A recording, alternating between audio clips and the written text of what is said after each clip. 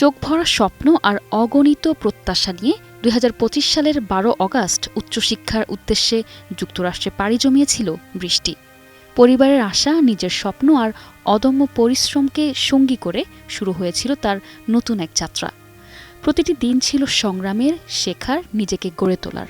দূর দেশে থেকেও হৃদয়ের টান ছিল নিজের মানুষগুলোর প্রতি, ছিল ফিরে এসে কিছু করার অঙ্গীকার। কিন্তু নির্মম বাস্তবতা সব স্বপ্নকে থামিয়ে দিল এক মুহূর্তে। আজ সেই চোখ ভর্তি স্বপ্ন নিয়ে যুক্তরাষ্ট্রে পাড়ি জমানো মেয়েটি আর নেই। বাবা মায়ের বুক খালি করে, অশেষ অপেক্ষা আর ত্যাগকে নিঃশেষ করে সে পাড়ি দিয়েছে না ফেরার দেশে, যেখানে আর কোনো স্বপ্নের ব্যাখ্যা নেই। শুধু থেকে গেছে অশ্রুসিক্ত স্মৃতি আর অপূর্ণতার দীর্ঘশ্বাস।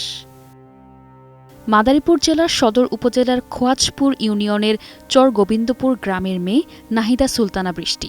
বাবা জহিরুদ্দিন আকন্দ একটি বেসরকারি প্রতিষ্ঠানে কর্মরত থাকার সুবাদে পরিবার নিয়ে ঢাকায় তাদের বসবাস।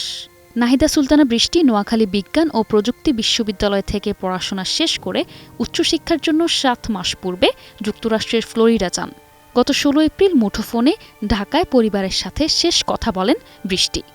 এরপর থেকে বন্ধ পাওয়া যায় বৃষ্টির ফোন। পরবর্তীতে জানা যায় বৃষ্টি ও তার সহপাঠী লিমন ১৭ এপ্রিল থেকে নিখোঁজ রয়েছে।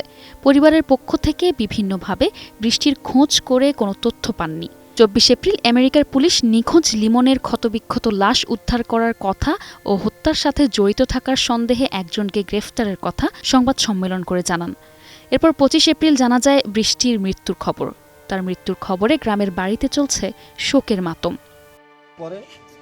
তারপর ও গেছে পরে গেছে যাওয়ার পর ওইভাবেই তারে কিডন্যাপ করা হয়েছে। তো ভালো একটা স্টুডেন্ট ওই কলেজ থেকে কিভাবে গেল এর বিচার আমরা চাই। ওই দেশের সরকারের কাছে একটাই দাবি, সুন্দরভাবে আমাদের বোনের মৃত্যুর দাবি আমরা একটাই জানাইতেছি, যেন আমরা সুস্থভাবে যেন বিচারটা চাই। অনেক কষ্ট করে পোলাহান পড়াইছিল, কাকা শিক্ষক তো পোলাহানও শিক্ষক করে হেপার করেন বাহিরে পড়াইছে। অনেক ভালো ছিল, আমার কাকা অনেক ভালো, আমার দুই অনেক ভালো, শাশুড়ি অনেক ভালো। মাঝে মাঝে যে কোরবানির সময় আসতো, আমরা দেখলে ভালোই ছিল। আমেরিকা নাকি লেখাপড়া করার জন্য গেছে। পরিবারের পক্ষ থেকে মরদেহ আনার বিষয়ে আবেদন করলে যথাযথ প্রক্রিয়ায় মরদেহ দেশে আনার জন্য পদক্ষেপ গ্রহণের আশ্বাস দিলেন জেলা প্রশাসক। তো এটা অত্যন্ত দুঃখজনক ব্যাপার। আমরা তার ব্যাপারে যেটি জেনেছি যে তার লাশ পাওয়া গিয়েছে।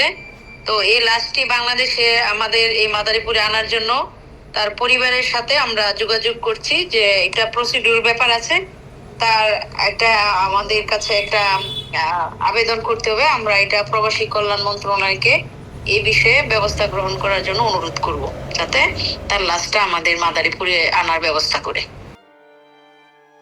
নৃশংস এই হত্যাকাণ্ডে সব স্বপ্ন শেষ হয়ে গেল এই পরিবারের। বৃষ্টির এই অকাল মৃত্যুতে স্তব্ধ পুরো গ্রাম। ঘটনার সাথে জড়িতদের বিচার এবং নিহত বৃষ্টির মরদেহ দ্রুত দেশে আনার দাবি স্বজন ও এলাকাবাসীর।